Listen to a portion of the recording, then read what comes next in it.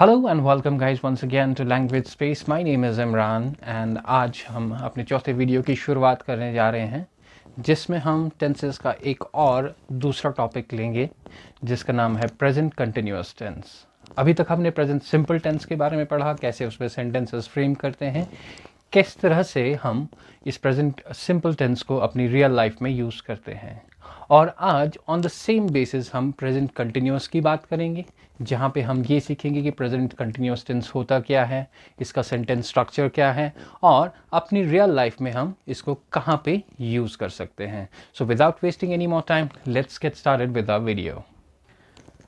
सो present continuous tense, इसको हम एक और नाम से भी जानते हैं और इसको हम प्रेजेंट प्रोग्रेसिव टेंस भी कहते हैं। और प्रोग्रेसिव टेंस इसलिए इसको कहा जाता है because it shows a work which is in progress right now, एक ऐसा काम जो अभी हो रहा हो, इसीलिए इसको प्रोग्रेसिव टेंस भी कहा जाता है। For example, I am teaching right now, so this is the work in progress right now. So my teaching is in progress, तो इसको रिप्रेजेंट करने के लिए मैं प्रेजेंट कंटिन्यूअस टेंस का यूज़ करूँगा। दूसरी चीज़, आप वीडियो देख रहे हो, you are watching a video right now, so this is also the present continuous tense because you are doing that work right now, इसीलिए इसको progressive tense कहा जाता है।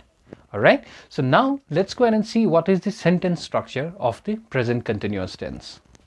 तो प्रेजेंट कंटिन्यूअस में सेंटेंस बनाने के लिए हम सबसे पहले सब्जेक्ट को यूज़ करते हैं, ठीक है, जैसे हम प्रेजेंट सिंपल में यूज़ किया करते थे।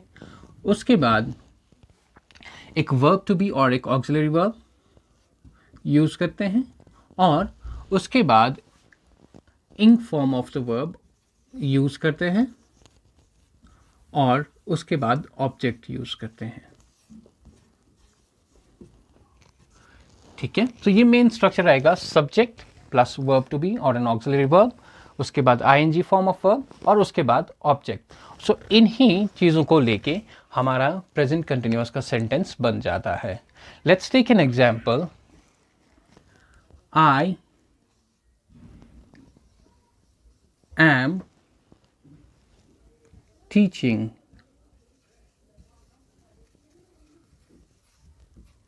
Grammar. I am teaching grammar. Alright? So ये पहला सेंटेंस है हमारा। So यहाँ पे I सब्जेक्ट बन जाता है, am is verb to be और helping और auxiliary verb। उसके बाद teaching, एक्चुअल में ये वर्ब है teach, ओके, ये वर्ब है एक्चुअल में teach, बट जब हम कंटिन्यूअस फॉर्म में इसको यूज कर रहे हैं तो we add ing to the sentence। जैसे किसी भी सेंटेंस में या किसी भी वर्ड को कंटिन्यूअस बनाने के लिए वी यूज़ ing फॉर्म। जैसे टीच बन जाता है टीचिंग, ईट बन जाता है ईटिंग, रन बन जाता है रनिंग, वर्क बन जाता है वर्किंग, गो बन जाता है गोइंग, कम बन जाता है कमिंग। सो इसीलिए यहाँ पे ing बना के ये इंग फॉर्म बन जाता है और ग्रामर हमारा ऑब्जेक्ट रहता है इसमें। Okay, let's take one more example. I am running. Okay, I am running. So right now, I is the subject, am verb to be, okay, और running is the actual verb. So इन्हीं structure को लेके हमारा present continuous का sentence बन जाता है। Now that we are thorough with the sentence structure of the present continuous tense, यहाँ पे हमने एक चीज़ ऐड कर दी है जो हमने प्रेजेंट सिंपल टेंस में ऐड नहीं करी थी या प्रेजेंट सिंपल टेंस में नहीं देखी थी। That was the verb to be और द ऑक्सिलरी वर्ब जो हमने ऐड किया था। तो जिस तरह से हमारे पास, जैसे मैंने पहले ही कहा था, सब्जेक्ट्स डिफरेंट तरह के होते हैं, तो हर एक सब्जेक्ट के लिए डिफरेंट एक verb use, helping verb use होता है, या ये ऑक्सिलरी या टू बी वर्ब यूज होता है। सो अगर मेरा सब्जेक्ट है first person singular, the auxiliary verb will be am. अगर मेरा सब्जेक्ट जो है वो है first person but plural, we, so in that case we'll use are. In case मेरा सब्जेक्ट है you, irrespective of being singular और प्लूरल, इसमें जो मेरा हेल्पिंग वर्ब रहेगा वो रहेगा are. In case the subject is third person singular,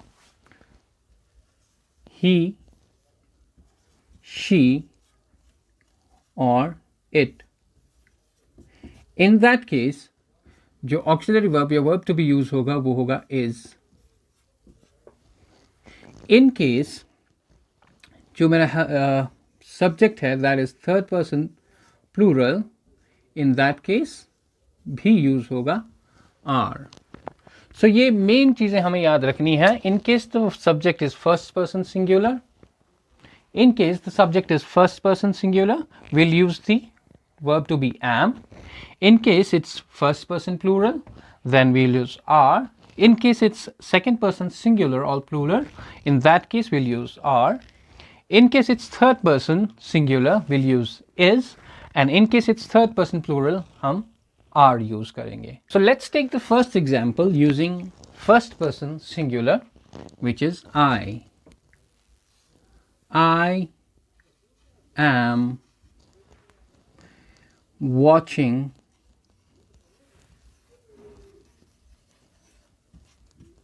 a video. I am watching a video. I, subject, am, verb to be, watching, verb, and video is object. You are learning tenses.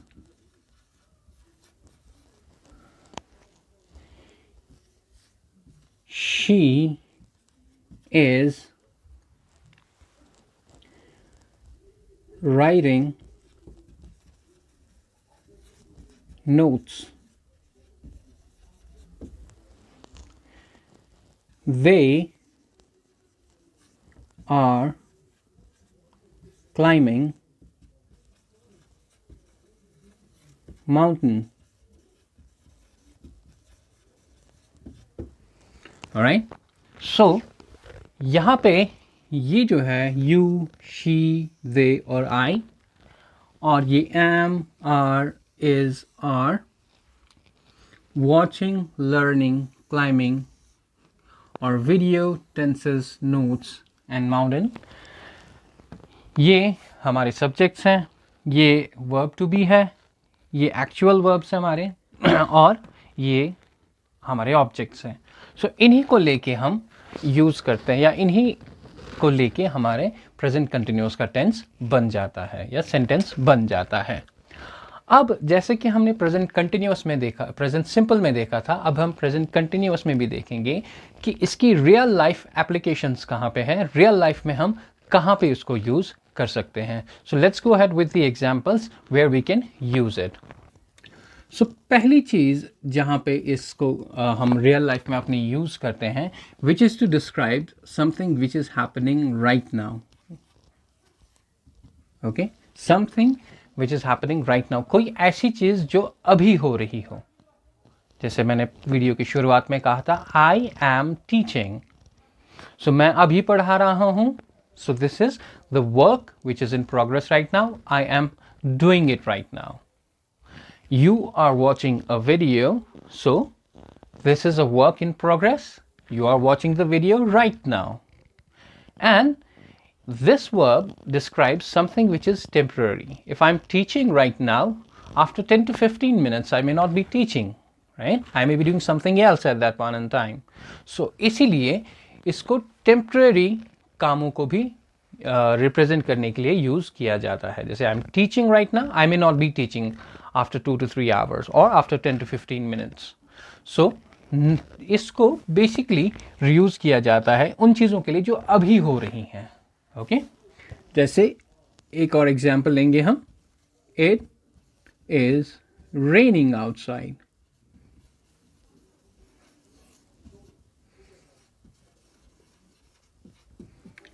It is raining outside.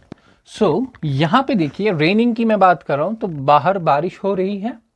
मैं अभी बारिश हो रही है, इस time पे बारिश हो रही है, हो सकता है कुछ टाइम के बाद यह खत्म हो जाए। It's something which is temporary, it's not something which is permanent.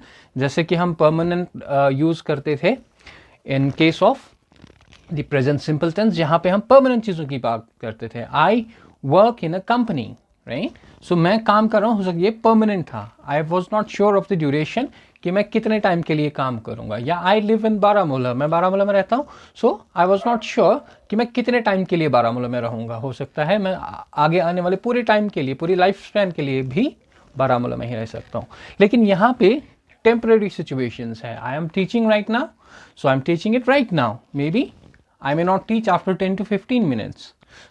इसीलिए नाउ जो अभी चीजें हो रही हैं उनको रिप्रेजेंट करने के लिए यूज किया जाता है। दूसरी चीज जहां पे हम अपने इस टेंस को यूज करते हैं उसको कहा जाता है now around.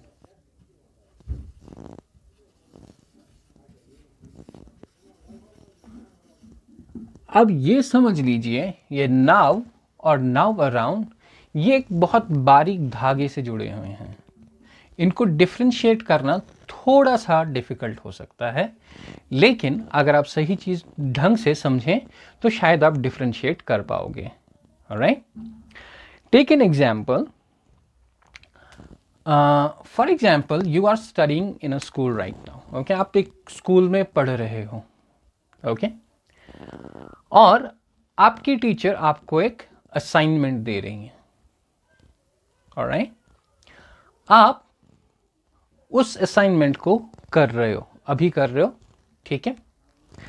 Now after some time your family members call you, okay, और वो आपसे पूछते हैं आप क्या कर रहे हो। आप क्या कहोगे? मुझे टीचर ने एक असाइनमेंट दिया था और मैं उस असाइनमेंट पे काम कर रहा हूं। समझ रहे? मुझे एक टीचर ने एक असाइनमेंट दिया था, मैं उस असाइनमेंट पे काम कर रहा हूं। नाउ जब आपसे ये पूछा गया, आप असाइनमेंट नहीं कर रहे थे, आप कुछ और कर रहे थे, लेकिन उस टाइम अराउंड आप इस प्रोजेक्ट, इस असाइनमेंट पे काम कर रहे थे। और if you are working in a company और आपको कोई प्रोजेक्ट दिया जाता है काम करने के लिए, जब भी आप कंपनी में काम करते हैं आपको एक प्रोजेक्ट दिया जाता है, इस प्रोजेक्ट पे आपने काम करना है।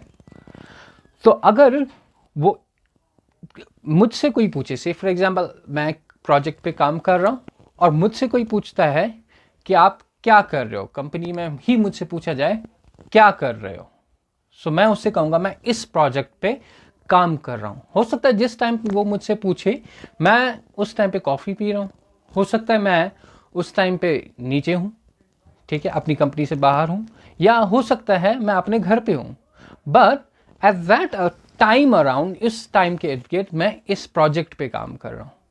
Now that is called as now around. Let's take an example. Sentences same ही बनेगा, सेंटेंस सेम ही बनेगा। Okay, so I am working on language module program। हो सकता है मुझसे किसी ने पूछा, जिस टाइम पूछा हो सकता है मैं उस टाइम काम ना कर रहा हूं, लेकिन एट दैट टाइम अराउंड मैं इस काम में बिजी हूं, मैं ये काम कर रहा हूं। साथ के साथ अगर फॉर एग्जाम्पल जैसे मैंने आपसे कहा था आप किसी असाइनमेंट पे काम कर रहे हो, ठीक है, आपसे आके मैं पूछूं आप किस असाइनमेंट पे काम कर रहे हो, you will say I am working on blah blah assignment और डैश डैश असाइनमेंट, इस असाइनमेंट पे मैं काम कर रहा हूं। लेकिन जब मैं आपसे पूछ रहा हूं आप नहीं कर रहे होते हो, बट अराउंड दैट टाइम ये काम हो रहा होता है। So that is called as now around. Sentences में जैसे मैंने कहा कोई डिफरेंस नहीं, जैसे हम वो सेंटेंस बनाते हैं इसी तरह ये सेंटेंस भी बनाते हैं, but you come to know that कि ये नाउ नहीं है, अभी नहीं कर रहा, बट नाउ अराउंड है। ऑलराइट, सो फॉर एग्जांपल एक ऑथर है जो मेरा फ्रेंड है, वो मुझे कहीं रास्ते में मिल गया, मैं उससे पूछता हूं आप कौन सी बुक लिख रहे हो आज। सो वो मुझसे कहेगा मैं ये बुक लिख रहा हूं जिसका नाम डैश है, राइट? सो वो मिला कहां पे? मुझे रास्ते में मिला, लेकिन नाउ अराउंड वो क्या कर रहा है? वो बुक लिख रहा है जिसका नाम कुछ ABCD है. So now this situation is called as now around situation. और अगर हमारे पास ये now around situation भी है, so in that case as well we'll use present continuous tense. तीसरी चीज जिसमें हम अपना ये present continuous tense यूज करते हैं उसको कहा जाता है trend. Alright? And now this trend we'll study this in our next video. So till then, stay tuned.